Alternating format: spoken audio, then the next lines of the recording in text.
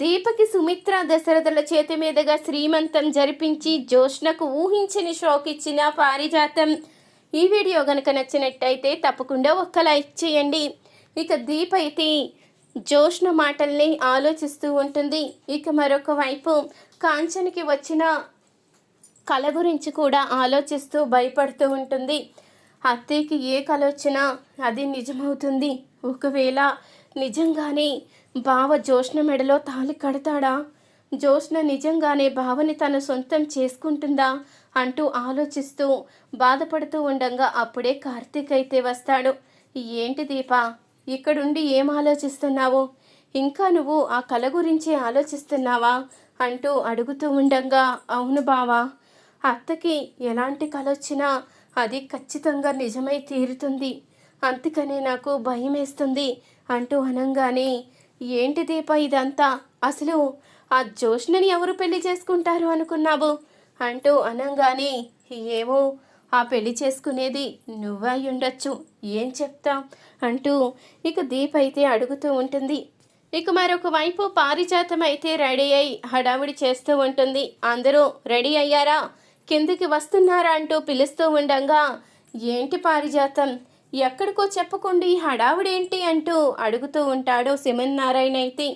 నేను చెప్తే కానీ రారా ఏంటి? మనం చాలా ముఖ్యమైన పని మీద వెళ్తున్నాము. ఇంగో పట్టికి వెళ్ళడానికి కూడా అన్నీ తెప్పించాను, అన్నీ సిద్ధంగా ఉన్నాయి అంటూ అనంగానే, ఎక్కడికి పట్టికి వెళ్ళాలి, ఏం సిద్ధం చేశావు అంటూ అడుగుతూ ఉంటాడు నారాయణ అయితే. మీకు అన్నీ తొందరే, చెప్తే కానీ రారా ఏంటి? నేను తీసుకువెళ్ళిన తర్వాత మీరే ఆశ్చర్యపోతారు, చూస్తూ ఉండండి. అయినా ఇంకా జ్యోష్ణ రాలేదేంటి అని అడుగుతూ ఉంటుంది పారిజాతం. ఏమో, నీ మనవరాలు వచ్చిందో రాలేదో, వస్తుందో లేదో అవన్నీ నీకే తెలియాలి. జ్యోష్ణ ఎప్పుడు నీ మాటే ఫాలో అవుతూ ఉంటుంది కదా అంటూ అనంగానే, ఆ ఫాలో అవడమే ఇప్పుడు నా కొంప ముంచుతుంది అంటూ పారిజాతం అయితే అనుకుంటూ ఉంటుంది. అనుకున్న విధంగానే ఇక జ్యోష్ణ గురించి పారిజాతం అయితే పైకి వెళ్తుంది. జ్యోష్ణ అయితే ఇంకా రెడీ అవ్వకుండా చూస్తూ ఉండడంతో పారిజాతం అయితే అడుగుతూ ఉంటుంది, ఏంటే ఇంకా రెడీ అవ్వకుండా అలాగే ఉన్నావు? ముందు రెడీ అవ్వు, ఉదయాన్నే వెళ్ళాలని చెప్పాను కదా అంటూ అనంగానే, నేను కూడా రానని నీతో చెప్పాను కదా, నేను మాత్రం వచ్చే ప్రసక్తే లేదు, నువ్వు వెళ్ళు అంటూ ఇక చెప్తూ ఉంటుంది జ్యోష్ణ అయితే. నువ్వు రావా? ఎలా రావో నేను చూస్తానుగా. ఇప్పుడే కిందకి వెళ్ళి మీ అమ్మతో చెప్పి, మీ అమ్మతోనే నీకు చెప్పించి వచ్చేలా చేస్తాను చూడు అంటూ అనంగానే, అమ్మ మహాతల్లి, నువ్వంత శ్రమ పడవలసిన అవసరం లేదు, నేనే వస్తానులే, రెడీ అయ్యి వస్తాను పద అంటూ జ్యోష్ణ అయితే చెప్తూ ఉంటుంది. అది ఈ పారిజాతం అంటే, చూసావా, రాను రాను అన్న నీ చేతే వచ్చేలా చేశాను, నువ్వే రెడీ అయ్యి తొందరగా కిందికి రా అంటూ పారిజాతం అయితే చెప్తూ ఉంటుంది. ఇక పారిజాతం కిందికి వచ్చిన తర్వాత సుమిత్ర అయితే అడుగుతూ ఉంటుంది, ఏంటి అత్తయ్య గారి హడావిడంతా, అసలు ఏం చేస్తున్నారు? కనీసం ఒక్క మాట అయినా చెప్పకుండా ఇలా అందరినీ ఊరిస్తున్నారేంటి అంటూ అడుగుతూ ఉంటుంది సుమిత్ర.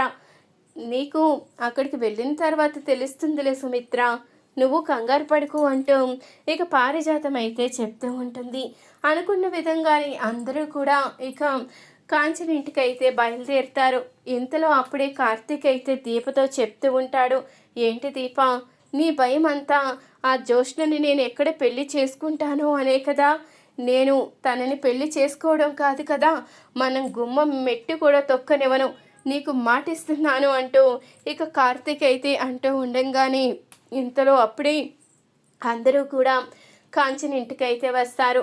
ఇక లోపలికి రాగానే దీపక్ కార్తీక్ ఇద్దరూ కూడా కనిపించకపోయేసరికి అప్పుడే పారిజాతం అయితే అడుగుతూ ఉంటుంది, కాంచన, దీపా కార్తీక్ వేరి అంటూ అడగంగానే, వాళ్ళు బయటికి వెళ్ళారేమో, నాకు కూడా తెలియదు పిన్ని అంటూ కాంచన అయితే చెప్తూ ఉంటుంది. అయ్యో, కార్తీక్ ఒకసారి ఫోన్ చేస్తాను అంటూ పారిజాతం అంటూ ఉండగా, నేను ఫోన్ చేస్తాను అంటూ అప్పుడే జ్యోష్ణ అయితే కార్తీక్కి ఫోన్ చేస్తుంది. ఇంతలో దీపా కార్తీక్ మాట్లాడుకుంటూ ఉండగానే ఇక జ్యోష్ణ ఫోన్ రావడంతో కార్తీక్ అయితే ఒక్కసారిగా షాక్ అయి చూస్తూ ఉంటాడు. ఎవరు ఫోను అంటూ దీప అయితే అడుగుతూ ఉంటుంది. ఇంకెవరు, ఆ జ్యోష్ణే అంటూ ఇక కార్తీక్ అనంగానే అప్పుడే దీప అయితే కోపంగా ఫోన్ అయితే లాక్కుంటుంది.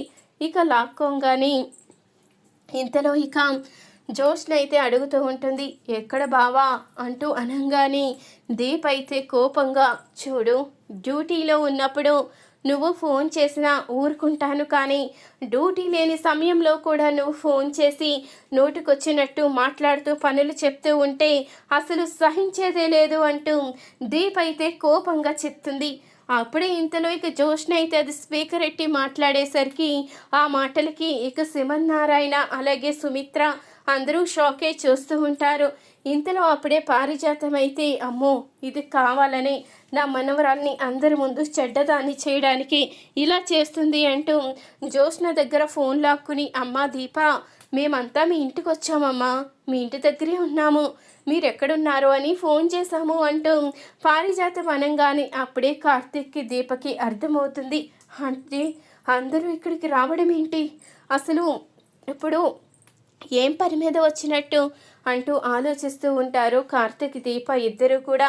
ఇక కార్తీక్ దీప ఇద్దరు లోపలికి వచ్చేసరికి సుమిత్ర అయితే అడుగుతూ ఉంటుంది, ఏంటి దీప, జోష్న కనీసం కార్తీక్కి ఫోన్ చేసే అర్హత కూడా లేదా, తను ఫోన్ చెయ్యంగానే ఎందుకు నువ్వు తనని తిడుతున్నావు అంటూ అనంగానే అప్పుడు ఇక పారిజాతమైతే, ఏం చేయమంటావు సుమిత్ర, నీ కూతురు చేసిన పనులు అలాంటివి, నిన్న వాళ్ళ పెళ్లి రోజైంది తెలిసి కూడా కావాలనే నాటకమాడి కార్తీక్ని దీపని దూరం చేసి ఊరంతా తిప్పుకుని వచ్చింది, అంతేనా, అక్కడ ఎన్నో వేషాలు వేసింది అంటూ జరిగిందంతా సుమిత్రతో చెప్తుంది పారిజాతం. ఇక ఆ విషయం తెలుసుకున్న సుమిత్ర అయితే కోపంగా, ఏంటి జోష్న ఇదంతా, నువ్వు ఎందుకు ఇలా ప్రవర్తిస్తున్నావు, కార్తీక్ని నువ్వు పెళ్లి చేసుకోవాలి అనుకోవడం ఒకప్పుడు మాటది, ఇప్పుడు దీపకి కార్తీక్కి పెళ్లి జరిగింది కాబట్టి నువ్వు కార్తీక్ జోలికి వెళ్ళడం మంచిది కాదు, ఇంకెప్పుడు ఇలాంటి పని చెయ్యకు అంటూ సుమిత్ర అయితే వార్నింగ్ ఇస్తుంది. సరే మీ అందరినీ ఎందుకు తీసుకువచ్చాను అంటూ అడిగారు కదా, నేను చెప్తాను అంటూ పారిజాతం అయితే ఇక తాంబూలం ఫ్రూట్స్ పళ్ళాలన్నీ ముందు టేబుల్ మీద పేర్చి, ఇప్పుడు చెప్తున్నాను వినండి, దీప ఆ ఇంటి కూతురు అని, ఆ ఇల్లు పుట్టినిల్లని మీరేగా చెప్పారు, దీప మా కన్న కూతురు కాకపోయినా మా కన్న కూతురు లాంటిదని మీరు చెప్పారు కాబట్టి ఇప్పుడు అత్తారింట్లో దీపకి శ్రీమంతం చేసే బాధ్యత మీ మీదే ఉంది, అందుకే ఏర్పాట్లన్నీ చేశాను అంటూ పారిజాతం అంటూ ఉండగా ఆ మాటకి ఇక నారాయణ అయితే ఒక్కసారిగా షాక్ అవుతాడు. ఏంటి పారిజాతం, ఇదంతా చేస్తున్నది నువ్వేనా, అసలు నమ్మలేకపోతున్నానే అంటూ అనంగానే, అదేంటండి, పెద్దదానిగా నా బాధ్యత నేను నెరవేర్చాలి కదా, దీప మన ఇంటి మనవరాలు అనుకున్నప్పుడు మరి దీపకి చేసేవన్నీ మనం చెయ్యాలి కదా, అందుకని ఏర్పాట్లన్నీ చేశాను, తల్లి తండ్రిగా దీపకి పుట్టినింటి వాళ్ళు లేరు అన్న లోటు లేకుండా సుమిత్ర దశరథుల చేతి మీదంగానే దీపకి శ్రీమంతం చెయ్యాలని నిర్ణయించుకున్నాను, అందుకే ఈ ఏర్పాట్లతో వచ్చాను అంటూ అనంగానే ఇక కాంచన కూడా చాలా సంతోషపడుతూ ఉంటుంది. ఇక కార్తిక్ కూడా చాలా ఆనందపడుతూ ఉంటాడు. ఇక దశరథ సుమిత్ర ఇద్దరూ కూడా ఎంతో సంతోషంగా దీపకైతే శ్రీమంతం జరిపిస్తారు. అదంతా చూసి కాంచన కూడా చాలా ఆనందపడుతూ ఉంటుంది.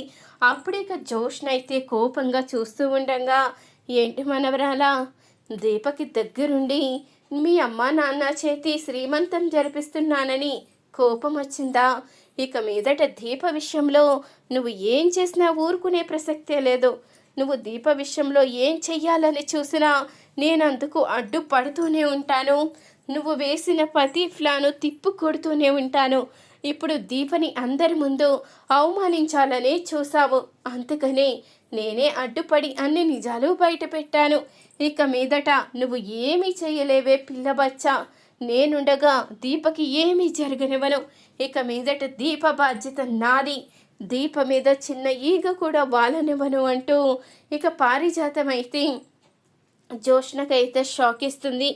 ఇదంతా చూసిన కార్తీక్ అయితే పారుకి దీప తన మనవరాలని చెప్పిన దగ్గర నుంచి చాలా మార్పు వచ్చింది, ఈ మార్పు ఇలాగే ఉండాలి, జ్యోత్స్నకు బుద్ధొచ్చేలా చెయ్యాలి అంటూ కార్తీక్ అయితే అనుకుంటూ ఉంటాడు.